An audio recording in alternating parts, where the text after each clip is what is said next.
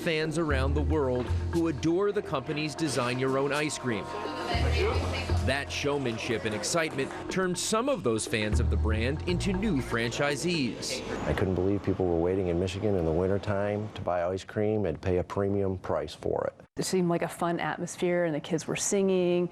My husband always really wanted to have his own business, so we saw it as an opportunity, and we just thought we could make it work. I had an ice cream store prior that I ran that I enjoyed and made good money at, and I thought, well, going franchise and going with a national brand, how could you lose?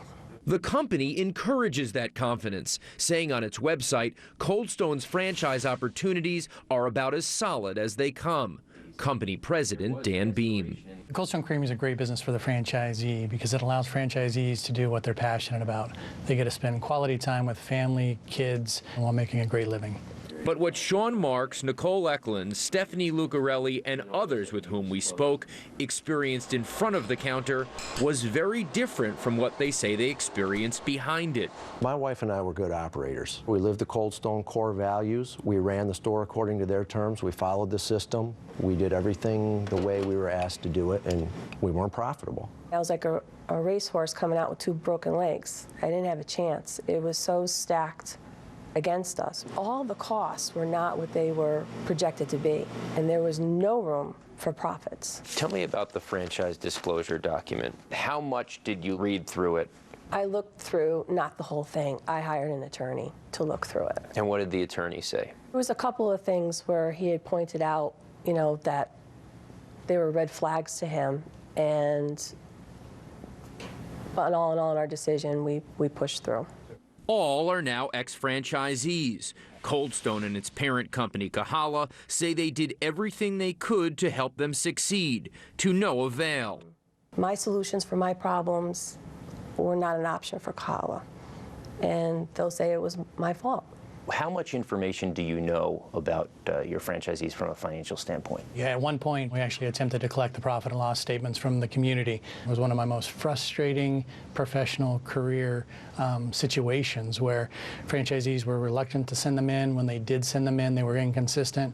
We actually had a few that were sent in to us written on a napkin, so we don't keep track of the profitability for that reason. So you don't really know on an individual basis how your franchisees are doing on a net revenue? No, they are independent business owners. Eric Karp is an attorney who has represented franchisees for more than 30 years. Are franchisees independent business owners? They're sold on the basis that you can be your own boss, you can get a piece of the American dream, and you can somehow and at some point harvest that equity. But the reality is that every aspect of your business is controlled by the franchisor. Before they sign on the dotted line, franchisees know they will pay royalties and marketing fees for the right to use the brand name and the business model. But they may not know all the specifics of something called rebates, fees that the franchisor receives from its affiliates or vendors that sell goods or services to the franchisees. How common is it for franchisors to collect rebates? You call them rebates, I call them kickbacks. And it is something that franchisors almost universally reserve the right to do in their disclosure documents. And it's something that many franchisors actually do. Why do they do this? They have a captive audience. They have a franchise agreement which allows them to specify the goods and services that a franchisee has to use or consume in the franchise business, and there's an opportunity for profit there. It's increasingly rare that a franchisor will pass that up. ColdStone's franchise disclosure document, or FDD, says it can receive rebates on items from certain suppliers on purchases made on the supply chain. Former ColdStone franchisee Cecil Roll now believes he understands what part rebates play in the pricing of ColdStone's most important product, the proprietary sweet cream mix. There's a percentage that they receive from the manufacturer, and then the manufacturer sells it to the distributor, and then when the distributor sells it to us, the distributor provides them with a kickback for that price as well. And then thirdly, when we sell the finished product to the customer, then they get a total of 9% for royalties and advertising. Rebates are not illegal. But Roll, who once owned 3 stores, has been publicly fighting ColdStone ever since the company terminated his contract for failing to pay money he owed. ColdStone sued, and Roll's company countersued, alleging that ColdStone misrepresented his chances for success. But ColdStone prevailed in court and on appeal. Not only did the court affirm an $800,000 judgment in favor of ColdStone, but it also stressed that the risks of owning a store are clearly detailed in the franchise agreement, and profits are not guaranteed. The company has repeatedly noted that the ColdStone Roll converted into an independent ice cream store failed as well. For ColdStone, Roll is still a thorn in its side. At one time, our store was the second best in sales in the entire nation. The only store that beat us was the Times Square store. But still, we couldn't make a profit. Roll continues to communicate with a number of former and current franchisees who share his frustrations. Ed Ramsey, a former McDonald's franchisee, owned 2 ColdStone creameries. He expected the cost of food to be 23% of sales and paper to be 2%. Beam says that's around the number franchisees should hit. I would say that current day, after talking to franchisees and reviewing P&Ls, the franchisees that I see are running a food and paper cost of in between 23 and 25%. In 4 years, I never achieved 23%. Never. How close did you get? I was at 29, 30% instead. That's a huge difference. The reason the costs were so high was that ColdStone received a rebate. Robert Zarco is the lawyer representing ColdStone's newly formed independent franchisee organization. He is currently being paid by ColdStone in its disagreement with CNBC over this program. Zarco believes rebates are fine as long as the rate is reasonable and says franchisees can do more to keep costs in check. If 29 is a little on the higher end in the ice cream sector, then again, go ahead and be proactive as a franchisee. Go to the franchisor and determine whether it's the product, which it can't be if other franchisees are running at 24, 25%, or the sourcing, or the handling, or one very large element that affects food costs is product going out the back door. In this economy, over the last 3 years, the amount of product that's going out the back door in all of these franchise businesses is substantial, and that has a direct impact on food costs.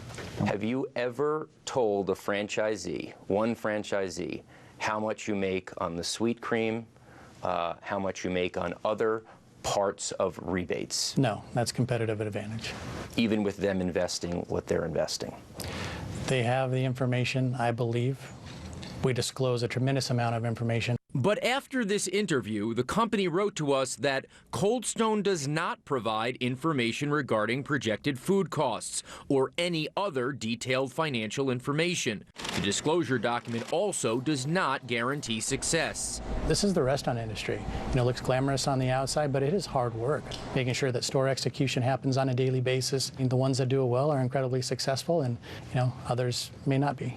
Rudy Puig serves on ColdStone's National Advisory Board and is a founding member of the Independent Franchisee Association. And one of the goals of the association is to put our heads together to lower the food cost, lower it 0.5%, 1% to 1.5%, whatever we can do. Puig is a current franchisee with whom ColdStone allowed us to speak. He owns this store and is a partner in 2 others in the Miami area. All my stores have been profitable, and I'm happy about that. Making sure a little bit gets in. Beam says that ColdStone already has one of the lowest food costs in the industry, and its store sales are among the highest in the ice cream business. Still, some franchisees charge that big sales don't help if the costs are too high. If we had a flawed business model, we wouldn't have the number of stores that we have in operation. We wouldn't be growing in certain areas that we're growing. ColdStone is growing overseas, but in the U.S., its store count has fallen from 1,163 franchise stores in 2009 to 1,102 franchise stores by the end of 2010. The company stresses that 40% of all transferred locations go to current franchisees, which they say shows existing owners still want to grow with the brand. I would say that if you look at any franchise system, you're going to have failures. That would put us in the ballgame with all the other competitors. We had our best October in 4 years. We're having our best sales run that we've had in several years. But that rebound won't help the dozens of former franchisees who spoke to us. I've never worked that hard in my life. to survive. It's affected my health, it's affected my marriage. Obviously, financially, I've been affected. I've known many people that have gone bankrupt, lost their homes, lost their 401ks, lost their kids' college education plan. We did have to file for bankruptcy in this. I think I see us as the voices of everybody that's been affected by this. You think you've let it go and walked away from it and left it behind you, but it's still there. There is a level of desperation in these people, ex-franchisees, even current franchisees. What's your take on that? This is a tough economy. You know, like I said, it's the worst economy in 50 years. We are unfortunately going to lose stores, and we just absolutely feel terrible about that. And I can understand there's some tough stories out there, and there's some franchisees that have had some tough times. I just think, you know, any entity or any person that's hurting our brand right now is hurting our existing business. The franchisees love the brand. They love the ice cream. We love our customers. We are in the business of making people happy. Up next, why this American franchise is attracting so much foreign interest. Did they have donuts in India? No.